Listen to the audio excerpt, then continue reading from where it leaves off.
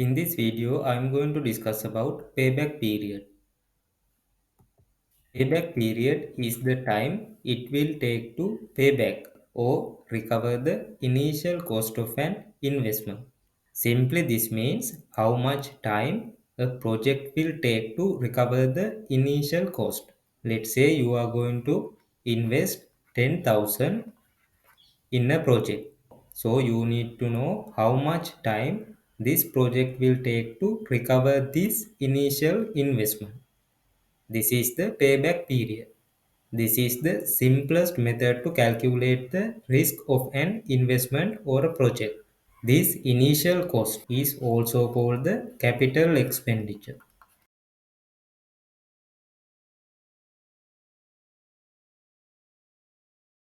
Longer the payback period, higher the risk will be.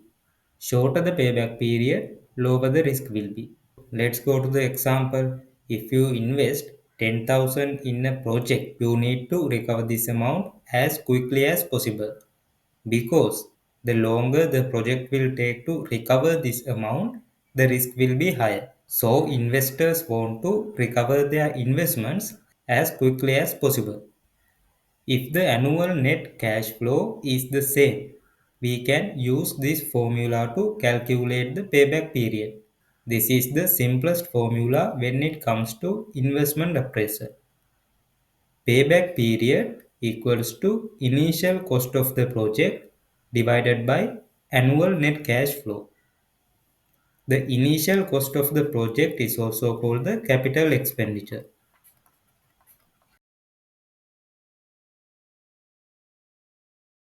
Remember that we are only considering the initial cost of the project. The subsequent costs will not be considered under here. We are only considering the initial cost. The annual net cash flow. Net cash flow is the difference between cash inflows and cash outflows for the given year. If the net cash flow is positive, this means the cash inflows are higher. If the net cash flow is negative, this means the cash outflows are higher. If the question is giving you the annual net cash flows directly, you can use them in this formula. If they are not given the annual net cash flows, you have to calculate the net cash flows by using this formula, taking the difference between cash inflows and cash outflows for each year. Now let's do this example so you will understand what is the payback period. If a project will cost 25,000 and the annual net cash flow is 5,000, calculate the payback period. 25,000 is the initial cost and 5,000 is the annual net cash flow. So they have given the net cash flow. And another important thing to remember that we can only use this formula if the net cash flows are the same, which means every year the net cash flow will be 5,000. Now let's calculate the payback period equals to initial cost of the project, which equals to 25,000 divided by annual net cash flow. Annual net cash flow is 5,000. So this equals to 5. The payback period calculation will give a value of time. So this will be 5 years because we considered the annual net cash flow. So the answer will be in years. Now let's understand what is the payback period. If we invest 25,000 in a project and if the project will return 5,000 annually, it will take 5 years to recover the initial cost, which is this. Which means in 5 years time, we will recover our initial cost. This is the payback period. Then there is another situation. If the annual net cash flows are not the same amount, we have to calculate the payback period without using a formula. Let's go back. We calculated the payback period here for annual net cash flows being the same amount. Now in this situation, the annual net cash flows are not the same. This means every year the annual net cash flow is changing. Now let's do this example so you will understand this concept better. The capital expenditure for a project is 23,000. The annual net cash flows are estimated to be 1,200, 10,000, 1,100, 13,000 respectively for year 1, 2, 3, 4. Calculate the payback period. So here we cannot use this formula because the denominator is changing for every year. Now what we have to do is we have to calculate the payback period manually, which means we have to deduct the annual net cash flows from the initial expenditure or from the capital expenditure one by one. So the capital expenditure is 23,000. These parentheses indicate that this is a cash outflow because we have to invest in a project. So it will be a cash outflow. Now what we have to do is we have to deduct the annual cash flows one by one from this amount. So year 1 there will be a annual net cash flow of 1,200. What we are going to do is we are going to deduct this amount. So this is 21,800. This is the outstanding balance at year 1. Now what we are going to do is second year annual net cash flow from this outstanding balance. So outstanding balance is, this is a negative value because this negative value is higher, which means we haven't still recover our initial cost. This balance will be a positive balance when we recover our initial cost. So outstanding balance of year 1 is 21,800. We are going to deduct the second year annual net cash flow, which is 10,000. So this equals to 11,800. So the outstanding balance at year 2 is 11,800. This is also a negative value. Now again we are going to deduct the annual net cash flow from this outstanding balance.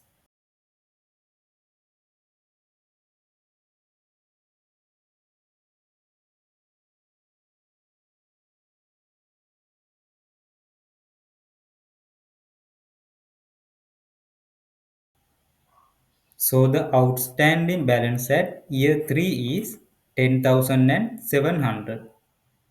Now you can see if we deduct the fourth year cash flow from this outstanding balance, the outstanding balance will become a positive value because 13,000 is higher than 10,000.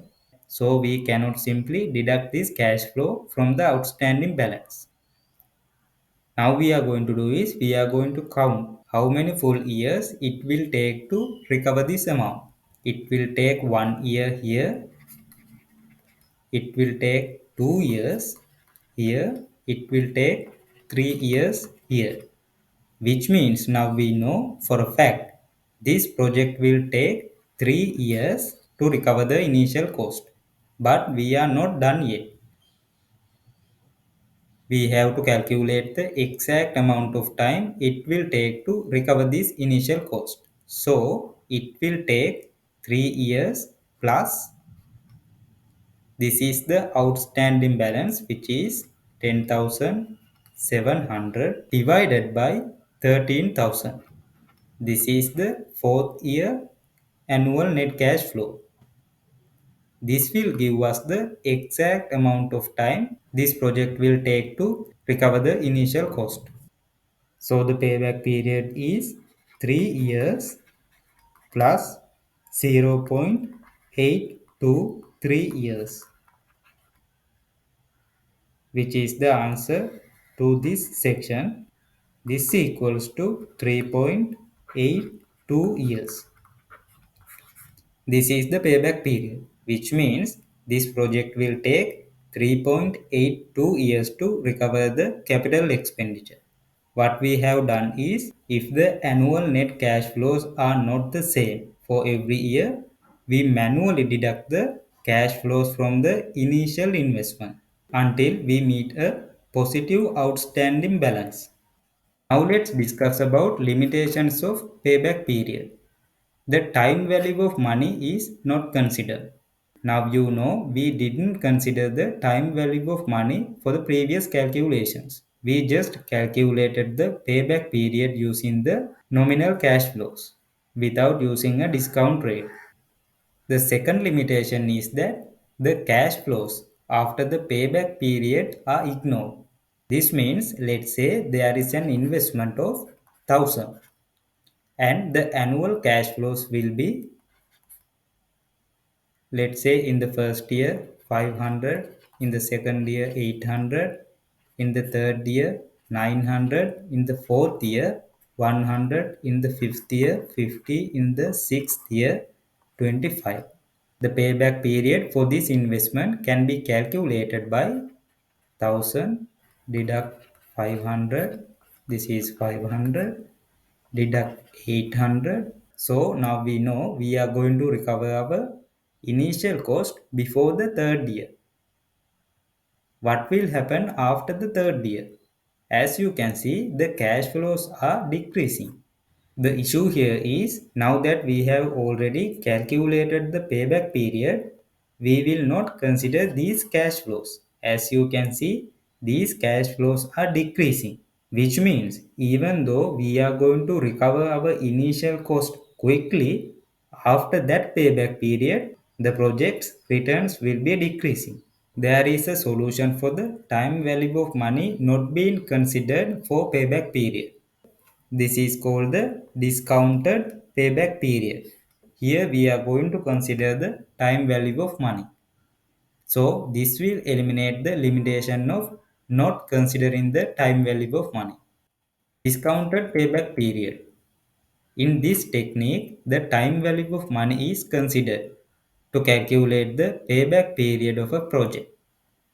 The present value table can be used to find the discount factor for given discount rate. Now you know what is discount rate, what is discount factor, and what is the present value table. Using the present value table, now we can calculate the discounted payback period. Now let's do this example so you can understand the concept of discounted payback period. The capital expenditure for a project is 23,000. The annual net cash flows are estimated to be 1,200, 10,000, 1,100, 15,000 respectively for year 1, 2, 3, 4. Discount rate is 4%. Calculate the discounted payback period. As now you can see, the cash flows are not the same. So we cannot use a formula to calculate the discounted payback period. We have to do manually, which means we have to calculate the present value for each cash flow, then deduct it from the initial capital expenditure. So this is the capital expenditure equals to negative 23,000. This is negative because this is a cash outflow. What we are going to do is we are going to calculate the time that will take this project to recover the initial capital expenditure. So the present value for year 1 equals to 1200 multiplied by the discount factor. So the discount factor for discount rate for and year 1. We can find this value referring to the present value table. This is the 4% column and this is the discount factor for year 1, 0.962. So 0.962 equals to 1154.4. Now what we have to do is we have to calculate the outstanding balance for year 1. This means we are going to deduct this present value of year 1 from the capital expenditure. So outstanding balance for year 1 equals to 23,000 minus 1,154. If this answer is a positive value, which means we have recovered the initial capital expenditure. If the answer is negative value, which means this project still hasn't recovered the initial capital expenditure. So the outstanding balance for year 1 is negative 21,845.6. This is a negative value, which means the project still hasn't recovered the initial capital expenditure. Now let's calculate the present value for year 2.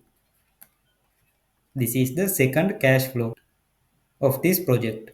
10,000 multiplied by the discount factor for year 2. This is the discount factor for year 2, 0.925. 0.925. This equals to 9,250.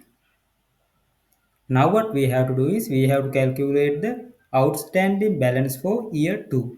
Outstanding balance for year 2 is 21,845.6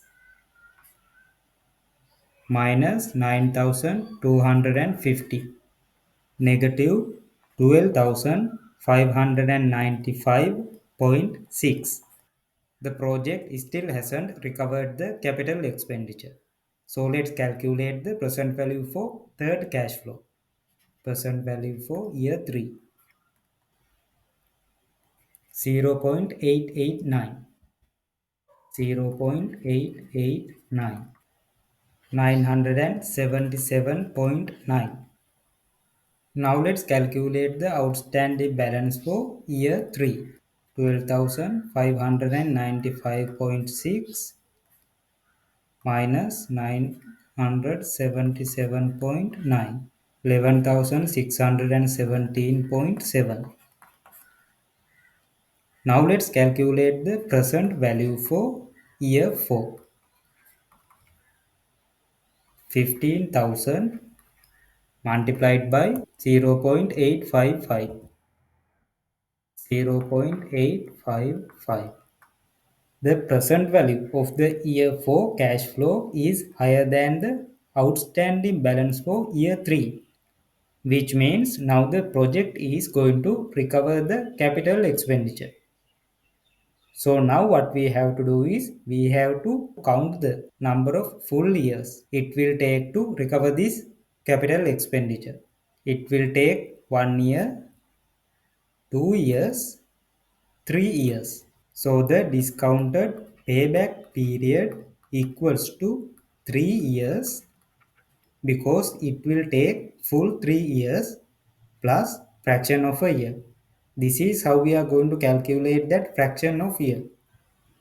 Outstanding balance for year 3, which is 11,617.7 divided by the present value of year 4, which is 12,825. This is how we calculate the fraction of the year it will take to recover the outstanding balance for year 3. So this equals to 3 years plus 0.9058. So the final discounted payback period equals to 3.90, let's say 6 years. This means this project will take 3.906 years to recover the capital expenditure. The calculation for the discounted payback period is exactly like the regular payback period we calculated earlier. The only difference is now we are considering the time value of money, which means we are now converting the cash flows into the present value. Then calculate the payback period. Another important thing to note is that this fraction of year This is not equal to 9 months. This is a common mistake students will make. 0.9 years does not equal to 9 months. 0.9058 years multiplied by 12. This is how we can convert this decimal value into months. 10.87. This is months. So do not get confused with this decimal value. This is not 9 months. Let's say 0.5 years. This does not equal to 5 months. This equals to 6 months. We can simply multiply this by 12. This equals to 6 months. So be very careful when you use years in the form of decimal. If you want to convert the years in decimal into months, you can simply multiply it by 12. If you want to convert months into years, you can simply divide the value by 12. So it will give you a year value. Let's say you want to convert 28 months into years. You can simply divide this by 12. 2.33 years. I hope now you have a thorough understanding about the payback period and the discounted payback period. Thank you for watching. See you in the next video.